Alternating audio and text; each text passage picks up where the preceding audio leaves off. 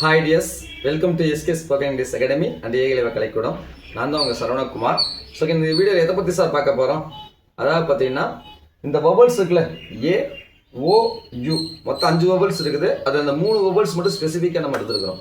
இந்த 3 வவலும் ஸ்பெசிஃபிக்காக எதுக்காக எடுத்துருக்கோம் அப்படின்னா, இது 3 என்ன வரும்? ஆ அப்படிங்கிற ஃபங்க்ஷன் ஆகும். ஆ அப்படிங்கிறத 2 ஃபங்க்ஷன் வரும் இல்லைங்களா? என்ன வரும்? ஆ அப்படின்னு வரும். ஆ அப்படிங்கிற 2 ப்ரொனன்சியேஷன் வரும் இல்லைங்களா? இப்போ எங்கெங்கெல்லாம் ஆ யூஸ் பண்ணணும், எங்கெங்கெல்லாம் ஆ யூஸ் பண்ணணும் சொல்லி பார்க்க போகிறோம் இல்லைங்களா? ஏன்னா நம்ம சிலைஃபிகேஷன் பண்ணும்போது இதெல்லாம் ரொம்ப யூஸ்ஃபுல்லாக இருக்கும். நம்ம அல்ஃபபெட்ஸ் பார்த்துருப்போம். அல்ஃபபெட்ஸ் பார்க்கும்போது பார்த்தீங்கன்னா ஒவ்வொரு லெட்டர்ஸுக்கு நம்ம கொடுத்துருப்போம். இப்போ ஏனா ஆ வரும், ஏ வரும் அப்படின்னு சொல்லியிருப்போம். ஓனா ஆ வரும், ஓ வரும்னு சொல்லியிருப்போம். யூனா ஆ வரும், யூ இல்லாட்டி ஊ அப்படிலாம் வரும்னு சொல்லியிருப்போம் இல்லைங்களா? ஆனால் நம்ம சிலைஃபை பண்ணும்போது ஒரு சில இடத்துல என்ன பண்ணணும், நம்ம ஆ யூஸ் பண்ணுவோம், ஒரு சில இடத்துல ஊ யூஸ் பண்ணுவோம், இல்லை இடத்துல ஆ யூஸ் பண்ணுவோம். இப்போ நிறைய கன்ஃபியூஷன் ஆகும்.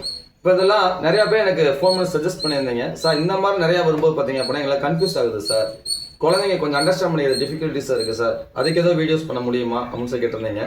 ஸோ அவங்களுக்காக தான் இன்னைக்கு இந்த வீடியோ, புரியுதுங்களா? ஸோ ஸ்கிப் பண்ணாமல் பாருங்கள். இப்போ பாருங்கள், ஏ கூட பி சேருது, இல்லை ஏ கூட பி சேருது. அதாவது ஒரு வேர்டுனுடைய பிகினிங்கில், எங்கே பிகினிங்கில் தொடக்கத்தில் ஏ கூட பி சேர்ந்தாலோ இல்லை பி சேர்ந்துச்சு அப்படின்னாலோ அந்த இடத்துல என்ன பண்ண, நம்ம ஆ அப்படிங்கிற சொன்ன என்ன சவுண்டு? ஆ அப்படிங்கிற சவுண்டு தான் கொடுக்கணும். அடுத்து ஏ கூட ஜி சேர்ந்தாலோ இல்லை ஏ கூட சி சேர்ந்தாலோ நம்ம என்ன பண்ண, ஆ அப்படிங்கிற சொன்ன என்ன சவுண்டு? ஆ அப்படிங்கிற சவுண்டு தான் கொடுக்கணும். அடுத்து ஏ கூட சி கே சேர்ந்தாலோ இல்லை ஏ கூட கே சேர்ந்தாலோ நம்ம கொடுக்கக்கூடிய சவுண்டு ஆ அப்படிங்கிற சவுண்டு தான் கொடுக்கணும். புரியுதுங்களா? அடுத்து யூ கூட எம் சேரும் போதும் அந்த யூவோட சவுண்டு ஆ அப்படின்னு தான் சொல்லணும். அதே மாதிரி யூ கூட பி சேரும் போதோ இல்லை யூ கூட பி சேரும் போதோ அதுக்கு நம்ம கொடுக்கக்கூடிய அந்த யூக்கு கொடுக்கக்கூடிய சவுண்டு ஆ அப்படி தான் இருக்கும். அதே மாதிரி யூ கூட என் சேரும் போது நம்ம யூ கொடுக்கக்கூடிய சவுண்டு ஆ அப்படிங்கிறது தான் இருக்கணும். அதே மாதிரி யூ கூட ஜி சேரும்போது, யூ கூட ஜி சேரும் போதும் நம்ம அது கொடுக்கக்கூடிய சவுண்டு யூ கொடுக்குற சவுண்டு ஆ அப்படிங்கிறது தான் இருக்கும். புரியுதுங்களா? அடுத்து யூ கூட டி சேரும் போதோ ஏ கூட டி சேரும் போதோ அதுக்கு நம்ம கொடுக்கக்கூடிய சவுண்டு என்னவா இருக்கணும்? ஏக்கும் யூக்கும் கொடுக்க வேண்டிய சவுண்டு ஆ அப்படிங்கிறது தான் இருக்கணும். அதே மாதிரி யூ கூட எஸ்டி சேரும்போது, யூ கூட எஸ்ஓ இல்லை எஸ்டிஓ சேரும்போது நம்ம அந்த யூக்கு கொடுக்கக்கூடிய சவுண்டு ஆ அப்படிதான் இருக்கணும். அடுத்து யூ கூட ஆர் சேரும்போது, யூ கூட ஆர் சேரும்போது நம்ம யூக்கு கொடுக்கக்கூடிய சவுண்டு ஆ அப்படிதான் இருக்கணும். புரியுதுங்களா? அப்ப ஏபி இல்லாட்டி ஏபின்னு வந்துச்சுன்னா ஆ அப்படின்னு படிக்கணும். ஏஜி இல்லாட்டி ஏசி வந்துச்சுன்னா ஆ அப்படின்னு படிக்கணும். ஏசிகே இல்லை ஏகேன்னு வந்தாலும் நம்ம ஆ அப்படின்னு தான் படிக்கணும். யூஎம் அப்படின்னா ஆம் அப்படின்னு படிக்கணும். யூபி இல்லாட்டி யூபி வந்துச்சுன்னா ஆ அப்படின்னு படிக்கணும். யூஎன் வந்துச்சு அப்படின்னா ஆ அப்படின்னு படிக்கணும். அடுத்து யூஜி வந்துச்சுன்னா ஆ அப்படின்னு படிக்கணும். யூடி அல்லது ஏடி வந்துச்சுன்னா ஆ அப்படின்னு படிக்கணும். யூஎஸ்டி வருது அப்படின்னா ஆஸ்ட் அப்படின்னு படிக்கணும். அது யூஆர் வந்துச்சு அப்படின்னா ஆர் அப்படின்னு சொல்லி நம்ம படிப்போம். புரியுதுங்களா? இதெல்லாமே நம்ம என்ன பண்ணுவோம்? ஆ சவுண்டு கொடுக்கக்கூடிய இடம். அடுத்து இங்கிட்டு பாருங்க, ஆ அப்படிங்கிற சவுண்டு கொடுப்போம். எங்கெங்கெல்லாம் ஆ அப்படிங்கிற சவுண்டு கொடுப்போம்?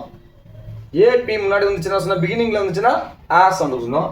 இதே பிகினிங்ல ஏபிக்கு முன்னாடி ஆர் வருது அப்படின்னா என்ன சவுண்டு வரும்? இந்த ஏக்கு ஆ அப்படிங்கிற சவுண்டு கொடுக்கும்.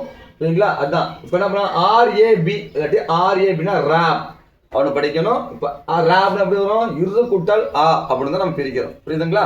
இந்த ஏவோட சவுண்டு ஆ அப்படின்னு நமக்கு வருது. புரியுதுங்களா? அடுத்து பாருங்க, ஏஎல் இல்லாட்டி ஏஎல்எல் அப்படின்னு வருது அப்படின்னா இது என்ன வரும்? ஆ அப்படின்னு சவுண்ட் தான் கொடுக்கணும். அப்போ இந்த ஏக்கு நம்ம கொடுக்கக்கூடிய சவுண்டு ஆ அப்படின்னு சொல்றாங்க. அடுத்து ஏக்கு பக்கத்தில் எண்ணோ இல்லை ஓ பக்கத்தில் எண்ணோ வரும்போது அந்த ஏக்கோ இல்லை ஓக்கோ நம்ம கொடுக்கக்கூடிய சவுண்ட் என்னவா இருக்கணும்னா ஆ அப்படின்னு தான் இருக்கணும். அடுத்து ஏக்கு பக்கத்தில் ஆரோ இல்லை ஓக்கு பக்கத்தில் ஆரோ இருந்துச்சுன்னா இந்த ஆ அப்படிங்கிற சவுண்டு தான் நம்ம கொடுக்கணும். அதே மாதிரி ஓக்கு பக்கத்தில் ஜி வருது அப்படின்னாலும் இந்த ஓக்கு கொடுக்கக்கூடிய சவுண்டு ஆ அப்படி தான் கொடுக்கணும். அதே மாதிரி ஓக்கு பக்கத்தில் பி வருது அப்படின்னாலோ இல்லை ஓ பக்கத்தில் பி வருது அப்படின்னாலோ இதுக்கு நம்ம கொடுக்க சவுண்டும் ஆ அப்படிங்கிற சவுண்டு தான் கொடுக்கணும். அடுத்து ஓஐஎன் அப்படின்னு வரும்போதும் இந்த ஓக்கு நம்ம கொடுக்குற சவுண்டு ஆ அப்படின்னு தான் கொடுக்கணும். அதே மாதிரி ஓசிகே வருது அப்படின்னா இந்த இதுக்கு பக்கத்தில் வரக்கூடிய ஓக்கு நம்ம கொடுக்குற சவுண்டு ஆ அப்படிங்கிற சவுண்டு தான் கொடுக்கணும். ஓஎன்ஜிஓ இல்லை ஓஎன்கேஓ வருது அப்படின்னா இதுக்கு பக்கத்தில் இருக்கக்கூடிய ஓக்கு நம்ம கொடுக்கக்கூடிய சவுண்டும் ஆ அப்படிங்கிற சவுண்டு தான் நம்ம கொடுக்கணும்.